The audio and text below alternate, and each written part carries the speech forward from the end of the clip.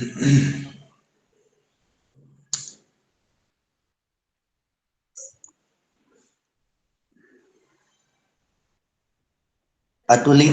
बलधाम स्वर्ण शैलाभदेहम धनुजवन कृशानुम ज्ञानी नामग्रगण्यम सकल गुण निधानम वानराणामधीशम रघुपति प्रिय भक्तम वात जातम नमामि।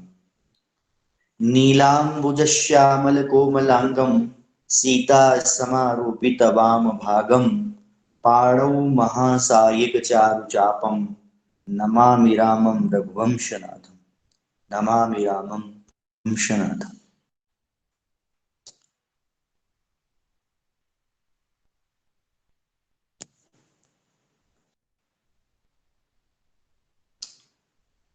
अद्य वयम् अग्रे इदानीं षोडशः श्लोकः वर्तते।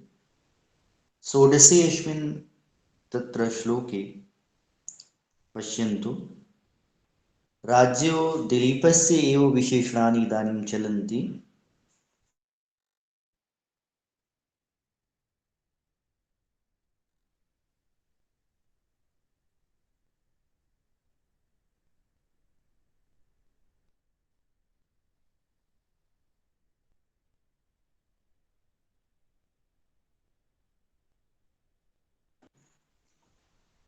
वयं द्रक्ष्यामः कानि सन्ति सन्धियुक्तपदानि। भीमकान्तैर् पुनश्च प्रथमस्तावत् पठामः।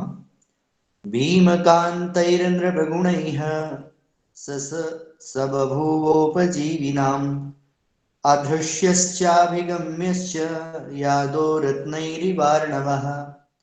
यादो रत्नैरिवार्णवः। भीमकान्तैर्नृपगुणैः स बभूवोपजीविनाम् अधृष्यश्चाभिगम्यश्च यादो रत्नैरिवार्णवः। यादो रत्नैरिवार्णवः। पश्यन्तु अत्र कानि सन्ति सन्धियुक्तपदानि। इदानीं वयं सर्वे मिलित्वा अवलोकयामः। भीमकान्तैः भीमकान्तैर्नृपगुणैः इत्यनयोः परयोः सन्धि वर्तते। यदा पृथक् कुर्मः भीमकान्तैः नृपगुणैः, अत्र विसर्गसन्धि सकारस्य रेफः सञ्जातः। पुनश्च स बभूव, सः बभूव, अत्रापि विसर्गस्य लोपः सञ्जातः अस्ति। सः बभूव इति स बभूव। पुनश्च बभूवोपजीविनां, बभूव उपजीविनाम् इति बभूवोपजीविनां गुणसन्धि। आधृष्यश्चाभिगम्यश्च इत्यत्रापि सन्धि वर्तते। आधृष्यः च इति आधृष्यश्च, अधृष्यश्च। अत्र पश्यन्तु, अत्र हल सन्धि वर्तते। अत्र स्तोश्चुनाश्युः इति सूत्रस्य प्रवृत्तिः सञ्जायते। अतः आधृष्यः च आधृष्यश्च, अत्र स्तोश्चुनाश्चु इति सूत्रेण प्रवृत्तिः अत्र सञ्जायते भवति। पश्यन्तु, चाभिगम्यश्च, अधृष्यः चाभिगम्यश्च, अत्रापि सन्धि वर्तते। च अभिगम्यश्च इति चाभिगम्यश्च, अत्र अकः सवर्णे दीर्घ इति दीर्घसन्धि। पृथक् कुर्मः, अधृष्यः अधृष्यः च अभिगम्यश्च। अभिगम्यश्च इत्यस्मिन् तत्र द्वे पदे स्तः। यदा पृथक् कुर्मः तदा अभिगम्यः च अधिगम्यः च इति अभिगम्यश्च, अत्रापि हल सन्धि वर्तते। स्तोश्चुनाश्यु इति सूत्रस्य अत्रापि प्रवृत्तिः सञ्जायते। पुनश्च अत्र पश्यन्तु, अधृष्यश्चाभिगम्यश्च, अधृष्यः च अभिगम्यः च एवं भविष्यति। पुनश्च यादो रत्नैरिवार्णवः, अत्रापि संधि अस्ति। यदा पृथक् कुर्मः, यादो रत्नैः इवार्णवः इति यादो रत्नै इवार्णवः इति प्रथमपदेन सह संधि अस्ति न। अत्र पुनश्च इवार्णवः इव अर्णवः इवार्णवः, अत्र दीर्घसन्धि वर्तते। अत्र रेफः कृतः अस्ति पूर्वस्मिन्, अत्र रेफ संधि, पुनश्च अत्र दीर्घः कृतः अस्ति, अतः दीर्घसन्धि वर्तते। यादो रत्नैः इव यादो रत्नैरिव अर्णवः इव अर्णवः इवार्णवः। अतः एवं वयं दृष्टवन्तः अत्र कानि सन्ति सन्धियुक्तपदानि। भीमकान्तैः नृपगुणैः सह बभूव उपजीविनाम् आध्रस्यः च अभिगम्यः च यादो रत्नैः इव अर्णवः। एतानि सन्ति तत्र सन्धियुक्तपदानाम् एते सन्ति या एषः सन्ति पदविच्छेदः। अत्र पदानां विच्छेदः अस्माभिः कृतः, अतः अत्र सर्वाणि एव पदानि पृथक् सञ्जातानि। इदानीं वयम् अत्र अन्वयं कुर्मः। अन्वये तत्र क्रिया का अस्ति अस्मिन् श्लोके बभूव। कः बभूव? बभूव इति लिट् लकारस्य क्रिया वर्तते। तत्र प्रथमपुरुषस्य एकवचनस्य क्रिया अस्ति। भूधातोः लिट् लकारस्य प्रथमपुरुषस्य एकवचनस्य क्रिया अस्ति बभूव। तत्र कर्ता अस्ति कः अस्मिन् श्लोके? सः। सः अत्र कर्ता अस्ति। अतः कः बभूव? सः बभूव। सः इत्यस्य सः कस्य कृते आगतं वर्तते? राज्यः दिलीपस्य, नृपस्य दिलीपस्य कृते आगतमस्ति इदं पदम्। तो सः बभूव। कः बभूव? सः बभूव। सः कैः बभूव? सः भीमकान्तैः नृपगुणैः। भीमकान्तैः नृपगुणैः सः बभूव। तो एवं तत्र सः कः दिलीपः बभूव? कथं केन? तत्र भीमकान्तैः नृपगुणैः सः बभूव। केषां कृते बभूव? उपजीविनां कृते। उपजीविनां कृते बभूव। कः इव बभूव? अर्णवः इव बभूव। कैः अर्णवः इव बभूव? यादो रत्नैः अर्णवः इव बभूव। कः अभूव? कथं भूतः अभूव? आधस्यः अभिगम्यः च बभूव। एवं वयम् अन्वयं कुर्मः। प्रथमस्तावत् पश्यन्तु, बभूव बभूव क्रियायाः अन्ते प्रयोगः। पुनश्च प्रथमस्तावत् कर्ता बभूव। कः बभूव? सः बभूव। सः इत्यस्य अत्र सहायकत्वेन पदद्वयम् आगमिष्यति। प्रथमं पदं भविष्यति भीमकान्तैः पुनश्च नृपगुणैः। नृपगुणैः इत्यस्य विशेषणं वर्तते भीमकान्तैः। भीमकान्तैः इति पदं नृपगुणैः इति पदस्य विशेषणं। कथं विशेषणं? तर्हि भवन्तः ज्ञातुं शक्नुवन्ति। अत्र समानता वर्तते। लिङ्गवचन विभक्तिभिः अत्र समानता दृश्यते। एतदर्थमेव भीमकान्तैः इति पदं नृपगुणैः इति पदस्य विशेषणं वर्तते। अतः नृपगुणैः इत्यस्य पूर्वं तत्र अस्माभिः भीमकान्तैः इत्यस्य पदस्य प्रयोगः अस्माभिः विधेयः। अतः भीमकान्तैः नृपगुणैः। पश्यन्तु,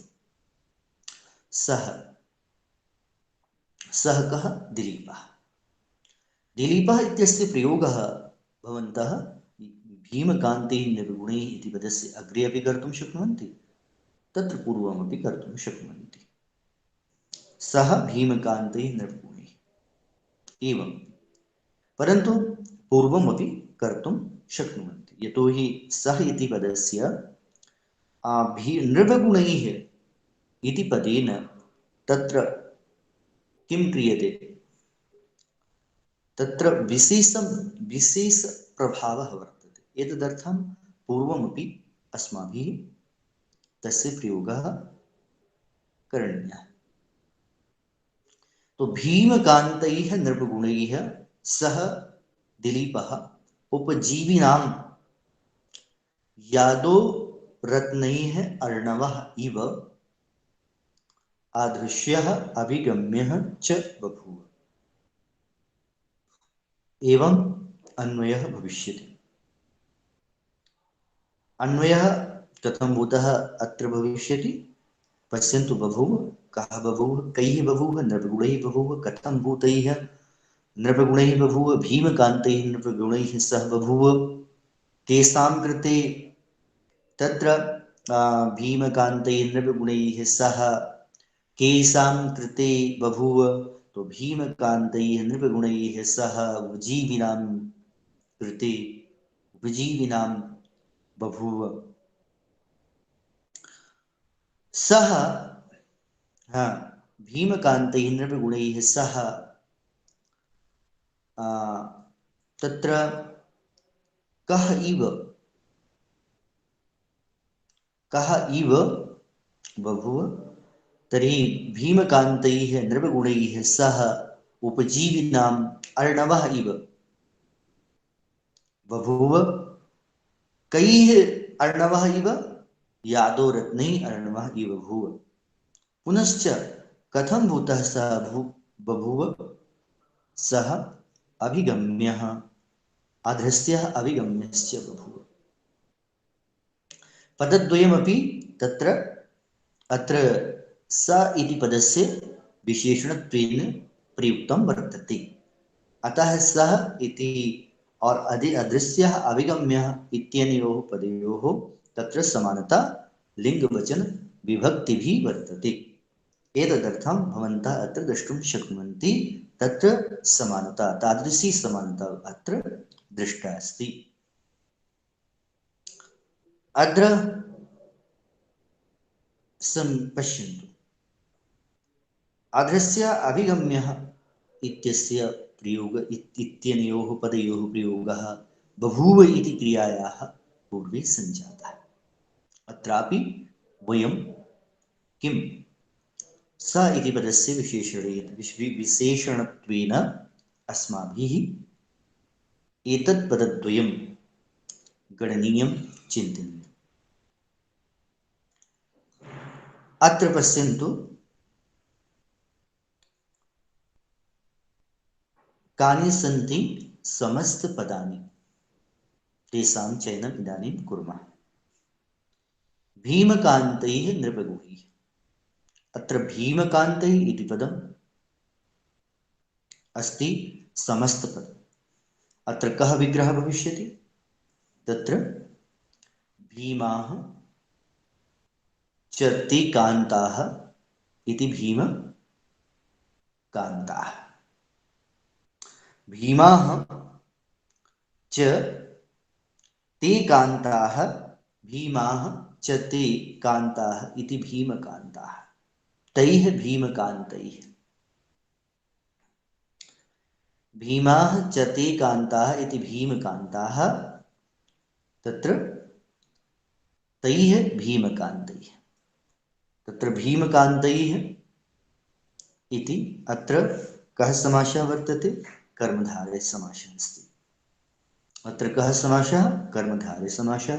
विग्रहं यदा वयं करिष्यामः तर्हि भीमाः च ते कान्ताः इति भीमकान्ताः, तैः भीमकान्तैः। पुनश्च पश्यन्तु नृपगुणैः, नृपगुणैः इत्यत्रापि समासः वर्तते। नृपाणां गुणैः गुणाः इति नृपगुणाः तैः नृपगुणैः, अत्र षष्ठी तत्पुरुषसमासः वर्तते।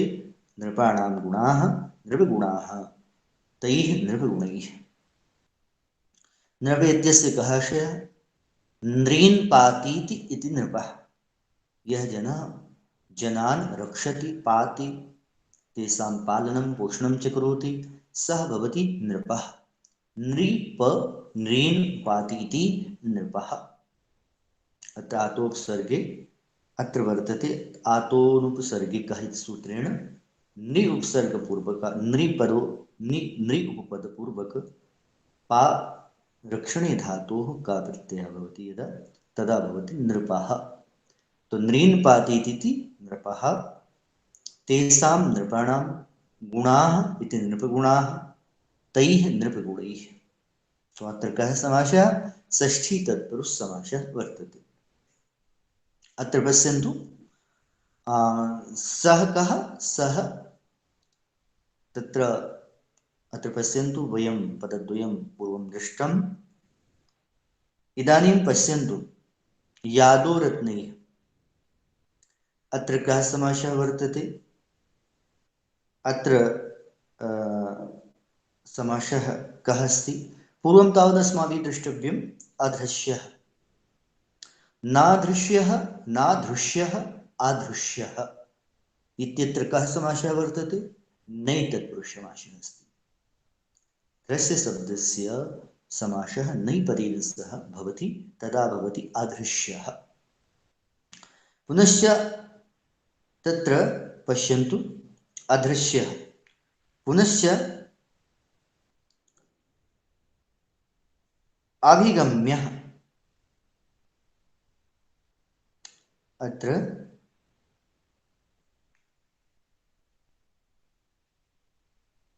अत्र समासः नास्ति, अभिगम्यः तु तत् समासः न वर्तते। अत्र यादोरत्नैः, यादोरत्नैः अत्र कः समासः? पश्यन्तु यादांसि च रत्नानि च, यादांसि च रत्नानि च इति यादोरत्नानि तैः यादोरत्नैः।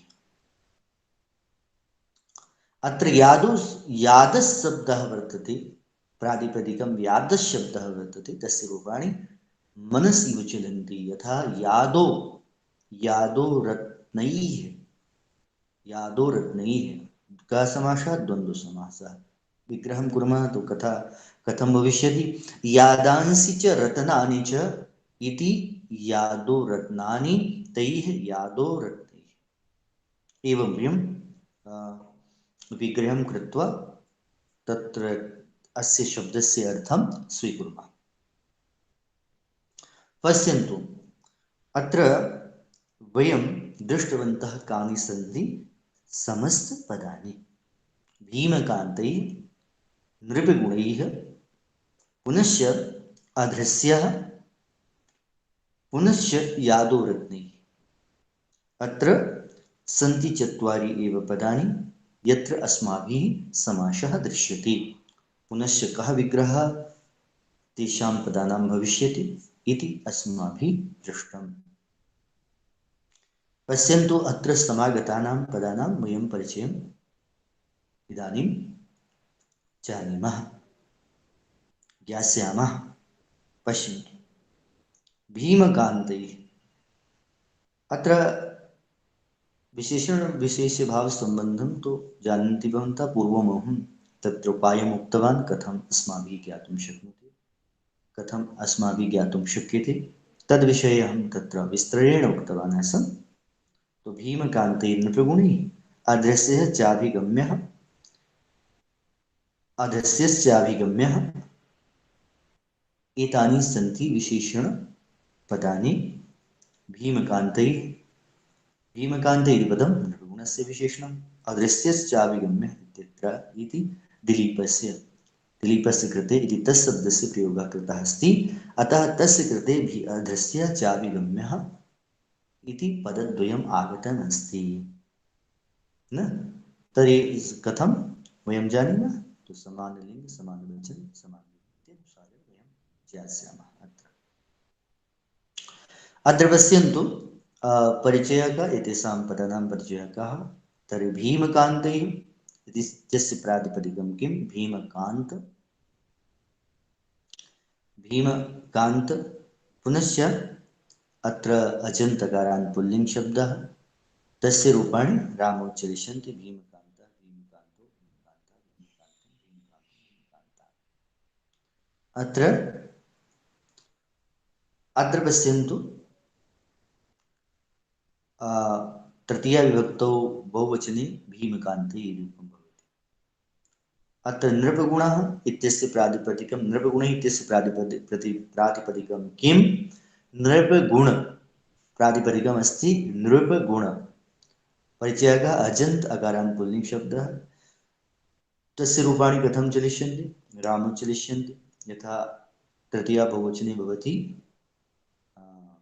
किं रामैः अत्रापि भवद्भिः दृश्यते नृपगुणैः। सः सः इति पदस्य कः परिचयः प्रातिपदिकं किमस्ति तत् तत् इति प्रातिपदिकमस्ति। एतत् सर्वनाम वर्तते सर्वनाम शब्दः अस्ति।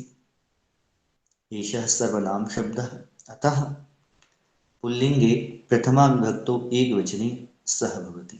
सः तौ ते तं तौ तान् तेन ताभ्यां तैः तस्मै ताभ्यां तेभ्यः तस्मात् ताभ्यां तेभ्यः तस्य तयोः तेषां तस्मिन् तयोः तेषु इति पुल्लिङ्गे रूपाणि भवन्ति इति भवन्तः जानन्त्यपि।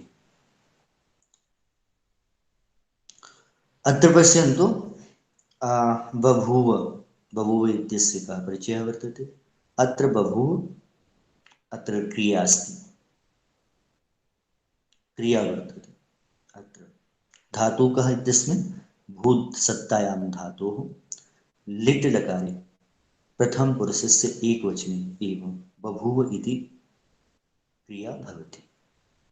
बभूव बभूवतुः बभूवुः बभूवित बभूवतुः बभूव बभूव बभूविव बभूविम एवं रूपाणि चलन्ति।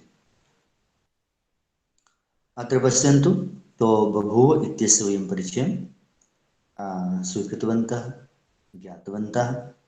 अत्र पश्यन्तु उपजीविनाम् तत्र उपजीविनाम् उपजीवन्ति तच्छीलाः इति उपजीवन्ति इति तच्छीलाः इति उपसर्गपूर्वकात् जीव धातोः ऋणि प्रत्ययः यदा क्रियते तथा भवति उपजीविन्। एतस्य प्रातिपदिकं भविष्यति उपजीविन् हलन्त नकारान्त पुल्लिङ्ग शब्दः। और पुनश्च अत्र प्रथमा विभक्तौ रूपं भवति उपजीवी। तत्र सप्तमी षष्ठी विभक्तेः बहुवचने भवति उपजीविनां करीणाम् उपजीविनां करीकरिणौ करिणः उपजीविनम् उपजीविनः एवं रूपाणि अत्र चलन्ति। अत्र उपजीविनाम् इत्यत्र षष्ठी बहुवचने एव रूपं भवति। षष्ठी बहुवचने एतत् रूपं भवति उपजीविनाम्। अत्र उपजीविनाम् इत्यस्मिन् पदे कः प्रत्ययः वर्तते ऋणि प्रत्ययः भवति। ऋणि प्रत्यये किं तत्र भवति रूपम् उपजीविन् प्रातिपदिकम् उपजीविन् रूपाणि कथं तत्र करिवत् पुनश्च षष्ठी बहुवचने उपजीविनां करिणाम् उपजीविनाम् एवं रूपं तत्र अस्माभिः लभ्यते। अत्र पश्यन्तु आदृश्यः नादृश्यः अदृश्य इति नैतत्पुरुषसमासः आसीत् अस्माभिः पूर्वं ज्ञातं। पुनश्च अत्र पश्यन्तु अदृश्य इत्यस्य कः परिचयः अदृश्यः इत्यस्य परिचयः अस्ति अजन्त अकारान्त पुल्लिङ्ग शब्दः प्रातिपदिकम् अदृश्य रूपाणि कथं रामवत् प्रथमा विभक्ति एकवचने अदृश्यः अस्ति। अत्र अभिगम्यः च च इति अव्ययं समुच्चयार्थे भवति च। अत्र अभिगम्यः, तो अभिगम्यः इत्यत्र प्रातिपदिकं किम्? अभिगम्य। परिचयः अजन्तकारान् पुल्लिङ्ग शब्दः, तस्य रूपाणि रामोच्चलन्ति। अत्र प्रथमा विभक्तौ एकवचने एव एतत् रूपम् अस्ति। अभिगम्यः अभि उपसर्गपूर्वात् गम धातोः, अभि उपसर्गपूर्वकात् गम धातोः किं भवति? यत् प्रत्ययः भवति तत्र अभिगम्यः। अदृश्यः अभिगम्यः, अभिगम्यः अदृश्यः एवं रूपाणि भवन्ति। अदृश्यः अभिगम्यश्च। तो प्रातिपदिकं किमस्ति? कथं रूपाणि चलन्ति? परिचयः कः? एवम् इत्यनयोः पदयोः वयं ज्ञानं कृतवन्तः। यादो रत्नैः, एतस्य प्रातिपदिकं किं? यादो रत्न। अजन्त अकारान् नपुंसकलिङ्ग शब्दः। पुनश्च एतस्य रूपाणि यादो रत्न, यादो रत्नं, यादो रत्नि, यादो रत्नानि एवं चलन्ति। अत्र प्रथमा विभक्तौ, अत्र तृतीया विभक्तौ बहुवचने एतत् रूपं वर्तते। अत्र पश्यन्तु, यादो रत्नं, यादो रत्नैः इत्यस्मिन् पदे कः समासः? द्वन्द्वसमासः। अतः यादस् शब्दस्य यादो रत्न, यादो कथं सञ्जातः? अत्र यादस् प्रातिपदिकं यादस् वर्तते। यदा यादस् पुनश्च रत्न इत्यनयोः पदयोः समासः भवति तदा समासे एव सन्धिः, यदि सन्धेः स्थितिः भवति चेत् तर्हि अनिवार्यत्वेन भवति, तत्र निश्चयेन सन्धिः अस्माभिः करणीयः भवति। अत्र यादस् रत्न इत्यत्र भवन्तः जानन्ति तत्र विसर्गसन्धिः वर्तते। अत्र हसि च इति सूत्रस्य प्रवृत्तिः सञ्जायते। अतः यादस् रत्नः रोः स्थाने उ, ओः स्थाने गुणः, तथा एव यादो रत्नैः एवं सम्पद्यते। इव उपमार्थकौ या समतावाचक शब्दः वर्तते। अर्णवः इत्यस्य कः परिचयः? अर्णवः प्रातिपदिकं वर्तते अर्णव। पुनश्च एतस्य परिचयः अजन्त अकारान् पुल्लिङ्ग शब्दः, तस्य रूपाणि अपि रामवत् चलन्ति। रामः, रामौ, रामाः, अर्णवः, अर्णवौ, अर्णवाः, अर्णवम्, अर्णवौ, अर्णवान्, अर्णवेन्, अर्णवाभ्याम्, वयम् अत्र एतेषां परिचयम् अत्र स्वीकृतवन्तः। पुनश्च तेषां कः अर्थः भवति पश्यन्तु एकवारं। व्याख्या का भविष्यति पश्यन्तु एकवारं। भीमकान्तैः, तो भीम इत्यस्य अर्थः भवति भयङ्कर, भीषण।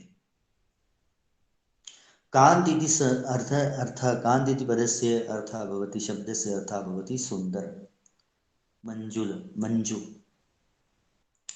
तो भीम भीषण सुन्दरैः, त भीमकान्तैः भीषण सुन्दरैः एवम् अस्माभिः अत्र भीमकान्तैः इति पदस्य व्याख्या करणीया। यदा शब्दशः व्याख्या करणीया, इदानीं वयं शब्दशः व्याख्यां, इदानीं वयं मिलित्वा अत्र समागतानां पदानां शब्दशः व्याख्यां कुर्मः। एका भवति शब्दशः व्याख्या भवति, एका भवति व्याख्या केवलं शब्दशः न, तस्य अर्थस्य अर्थविषयिणी व्याख्या भवति, अर्थविषयिणी। अत्र शब्दविषयिणी व्याख्या अस्माभिः क्रियते। तो शब्दविषयिणी यद् व्याख्या भवति तस्मिन् ये शब्दाः वा ये यानि पदानि आगतानि सन्ति तेषां पर्यायत्वेन के अर्थाः तथा भूता व्याख्या भवति। अत्र पश्यन्तु, एतस्य का आवश्यकता वर्तते? एतस्य आवश्यकता भवति यत् अत्र श्लोके ये शब्दाः, यानि पदानि आगतानि सन्ति तेषाम् अर्थज्ञानाय एव एतस्य आवश्यकता भवति, एतस्याः व्याख्यायाः आवश्यकता भवति। कथं शब्दशः वयं तेषां पदानां ज्ञानं कर्तुं शक्नुमः। पदानां के के अर्थाः सन्ति तेषां ज्ञानाय एव शब्दशः व्याख्यायाः आवश्यकता भवति। यथा पश्यन्तु भीमकान्तये, भीम इत्यस्य अर्थः भीषणं, कांत इति शब्दस्य अर्थः सुन्दर, तो भीम भीषण सुन्दरैः। तत्र कान्तैः बहुवचने अस्ति, तृतीया बहुवचने, अर्थात तृतीया बहुवचने एव, तृतीया विभक्तो बहुवचने एव प्रयोगः अस्माभिः तत्र व्याख्यायामपि करिष्यते। भीमकान्तये इत्यत्र एतस्य व्याख्या भीषण सुन्दरैः, नृपगुणैः, भूपगुणैः। अब गुण शब्दः अतीव प्रसिद्धः अस्ति। यह शब्दः अतीव प्रसिद्धः वर्तते। यदि श्लोके आगतः अस्ति सः शब्दः, तो निश्चयेनैव तस्य कृते सः एव शब्दः भवद्भिः प्रयुज्यः। तस्य एव पदस्य प्रयोगं भवन्तः कर्तुं शक्नुवन्ति। अत्र नृपगुणैः पश्यन्तु, तो नृपगुणैः इत्यस्य राजगुणैः पुनश्च भूपगुणैः, प्राज्ञः कृते तो बहु पर्याय शब्दाः समागच्छन्ति। अत्र पश्यन्तु, तो नृपगुणैः भूपगुणैः सः कः दिलीपः उपजीविनां सेवकानां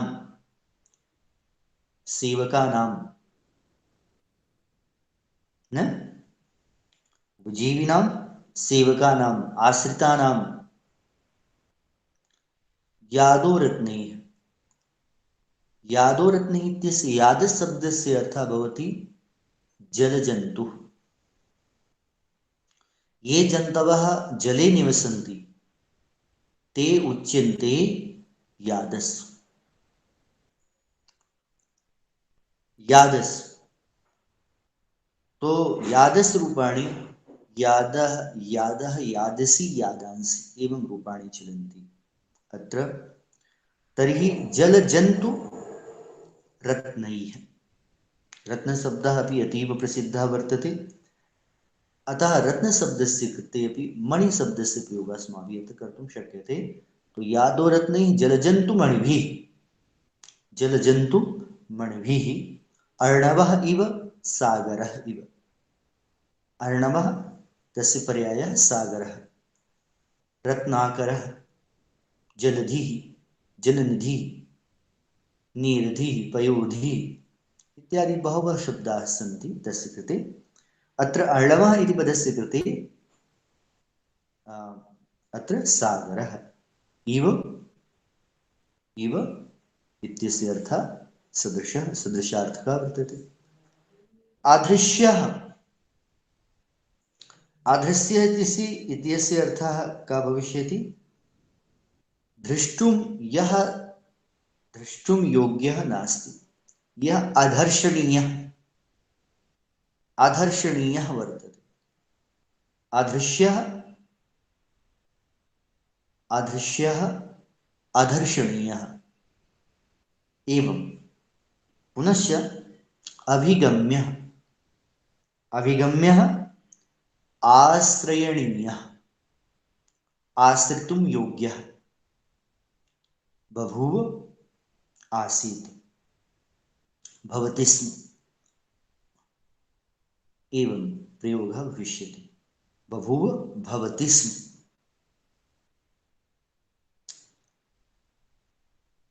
अभूत् एवं प्रयोगः भविष्यति।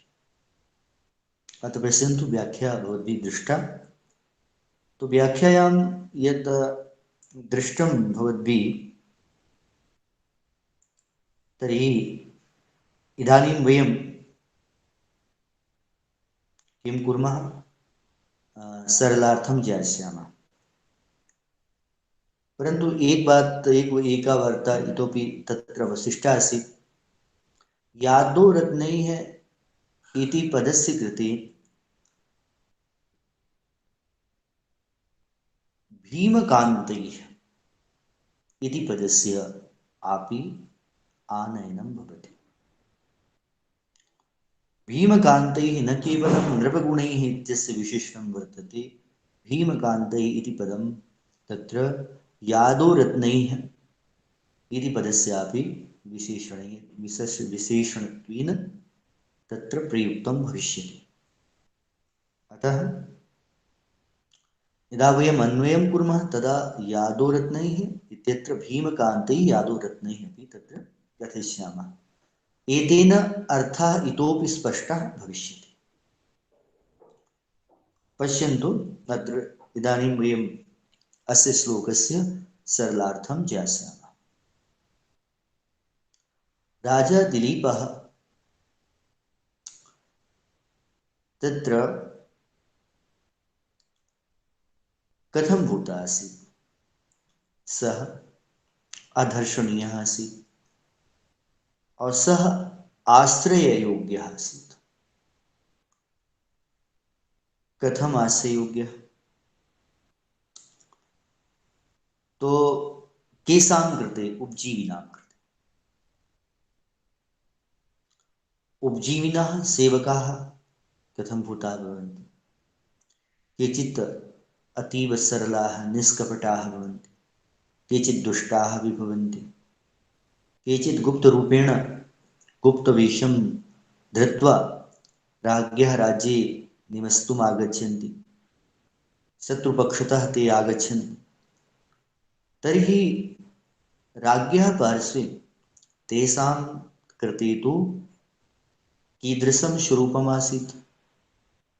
कीदृशं तत्र स्वरूपम् आसीत्? भीषणस्वरूपम् आसीत्।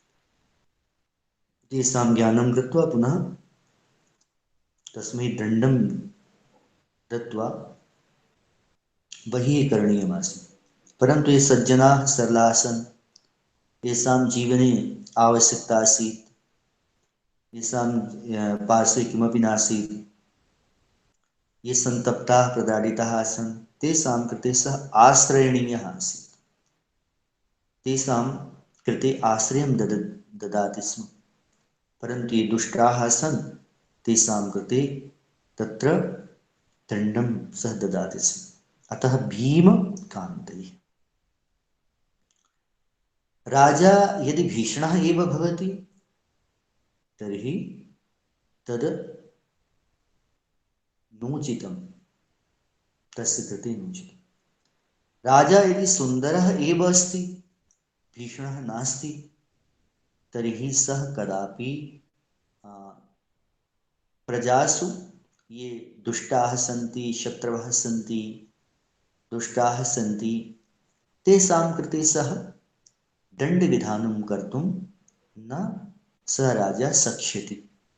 अतः राज्यः पार्श्वे भीमकान्त, भीषणकान्त, भीषणसुन्दर गुणाः भवेयुः।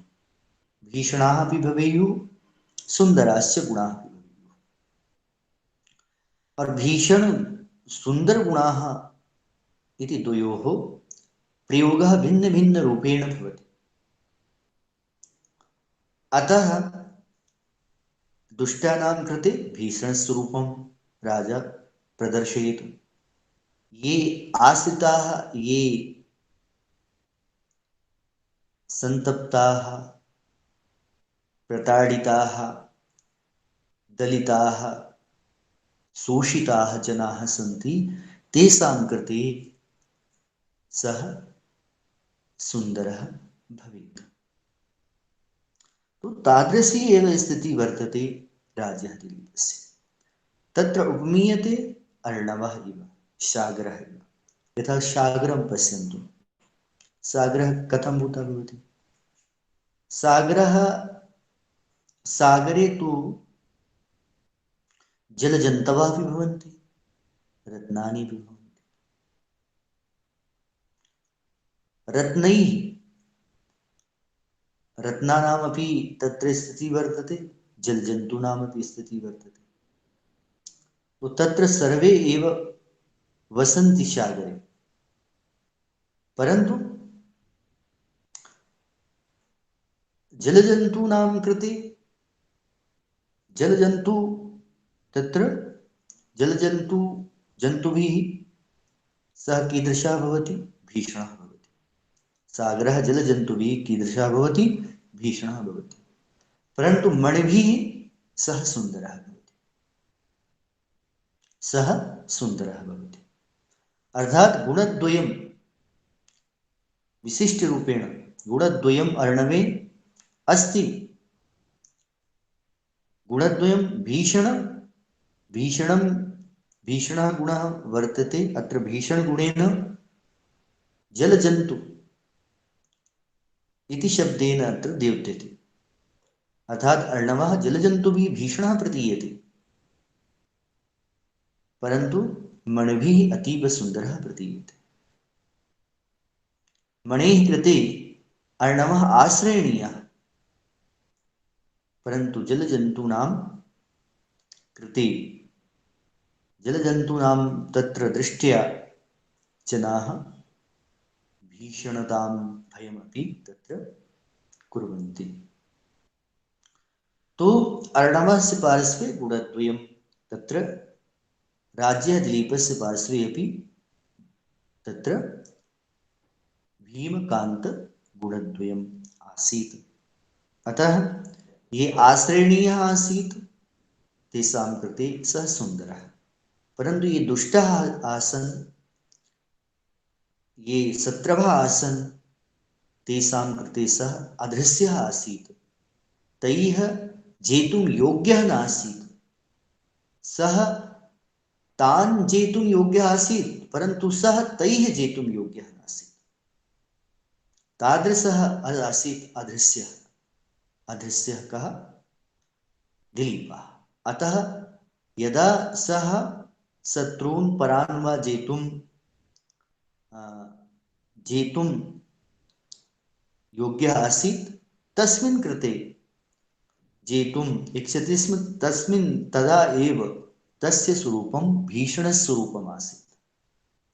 परन्तु यदा सः ये याचिकाः, ये वस्तु याचिकाः, ये या परिस्थितौ अतीव परिस्थितिभिः अतीव खिन्नाः, तादृशानां जनानां कृते सः अतीव सुन्दरः आसीत्।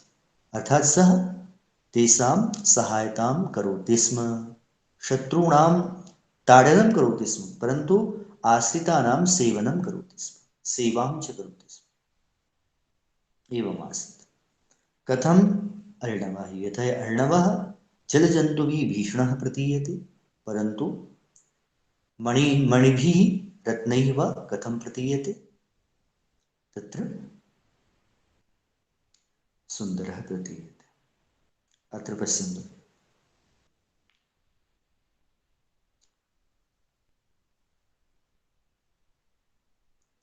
सम्यक्। इदानीं पश्यन्तु, अस्य अर्थं वयं हिंदी भाषायां ज्ञास्यामः।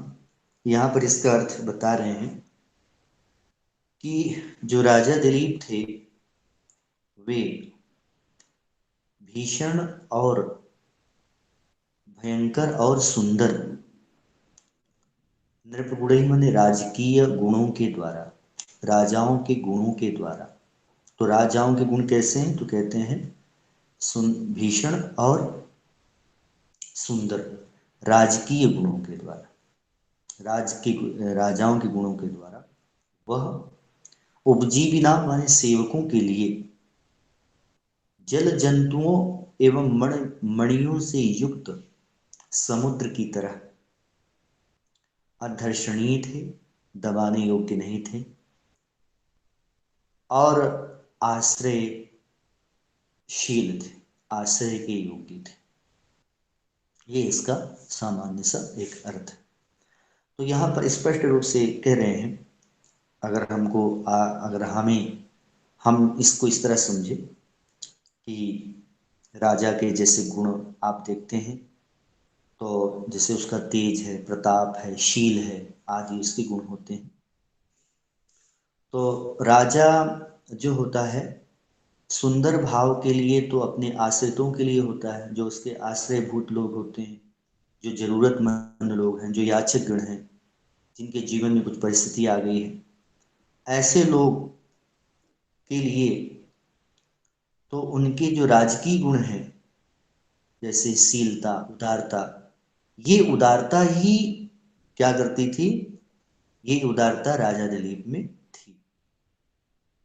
परंतु जो शत्रु होते थे, जो दुष्ट लोग होते थे, उन दुष्टों के द्वारा ऐसा नहीं था, उन दुष्टों के द्वारा वो अधर्षणीय थे। अधर्षणीय है, अधर्षणीय का मतलब अपने उन, जैसे उनके पास बहुत प्रताप है, तेज है, तो उस प्रताप और तेज के कारण वो क्या होते थे, भीषण भी प्रतीत होते थे, और उसके द्वारा उसको जान करके शत्रु उन पर आक्रमण नहीं करते थे, इसलिए उनके लिए वो दबाने योग्य नहीं थे। जबकि अपने उदारता, शील और दानशीलता के कारण वे सुंदर थे। किस प्रकार, जैसे कहते हैं समुद्र, समुद्र का दर्शन नहीं किया जा सकता क्योंकि उसे दबाया नहीं जा सकता, क्योंकि भयंकर जंतु हैं, नीचे बहुत भयंकर जंतु हैं, तो उन भयंकरता के कारण भी हम समुद्र का क्या करते हैं, समुद्र का जो है दर्शन नहीं कर सकते, नहीं कर सकते, नहीं कर सकते हैं। परंतु मणिरत्न के द्वारा वो क्या प्रतीत होता है, मणिरत्न के द्वारा वह सुंदर भी प्रतीत होता है, उदारशील भी प्रतीत होता है। तो जिस प्रकार जल जंतुओं के द्वारा वो जो है आदर्शनीय है, परंतु मणियों के द्वारा वो आश्रयशील है, वैसे ही भीषण यानी तेज व प्रताप के द्वारा राजा दिलीप जो हैं वो अदृश्य थे, दबाने योग्य नहीं थे, और अपने सुंदर गुणों के द्वारा, जैसे उदारता, शीलता इत्यादि जो गुण हैं, उनके द्वारा जो है वो आश्रय करने के योग्य थे, अर्थात वो लोगों को उदारता के कारण अपने यहाँ वस्तुएं दे देते थे, आश्रय दे देते थे, आइए आपका हार्दिक स्वागत है, आप परिस्थिति के मारे हुए हैं तो आप हमारे राज्य में, आपके लिए स्थान।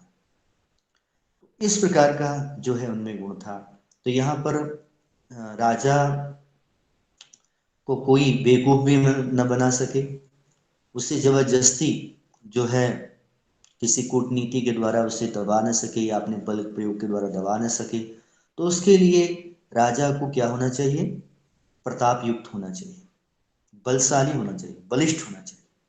लेकिन वो केवल शत्रुओं के लिए है, वो उन लोगों के लिए है जो राजा के राज्य को क्या करना चाहते हैं, अधीन करना चाहते हैं, कूटनीति द्वारा अपने आश्रय में लेना चाहते हैं, तो उनके लिए तो तेज प्रताप जरूर आवश्यक होना चाहिए। अगर वो नहीं होगा तो फिर राजा कभी भी वो विनाश की ओर जा सकता है। परंतु यदि आश्रय जरूरतमंद याचकगण, जिनके जीवन में कुछ परिस्थितियां आ गई हैं, ऐसे लोगों के लिए राजा को आश्रय युक्त होना चाहिए, आश्रय, उनको आश्रय देना चाहिए, शरण में आए हुए लोगों का आश्रय देना चाहिए, है ना।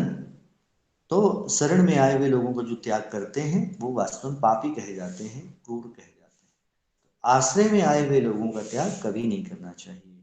तो ये राजा जो था वो आश्रय में आए हुए लोगों को, जरूरतमंद लोगों के लिए उसके पास सुंदर गुण था, उदारता थी, इसके कारण वो आश्रय देता था। तो इसकी तुलना जो समुद्र से की गई है वो बहुत ही सुंदर की गई है कि जल जंतुओं से वो भीषण प्रतीत होता था और मणिरत्नों से वो आश्रय के योग्य था। तो इस प्रकार वो समुद्र से वो इसकी शोभा दिखाई पड़ती थी। तो आज हमने ये श्लोक पढ़ा। अब एक इसमें जो है अलंकार यू के द्वारा बताया गया है, आर्णव के समान बताया गया है, तो यहाँ पर उपमा अलंकार है, अनुष्टुप छंद का प्रयोग किया गया है। तो आपके पास यदि कोई मन में कोई ऐसा प्रश्न हो तो आप कर सकते हैं।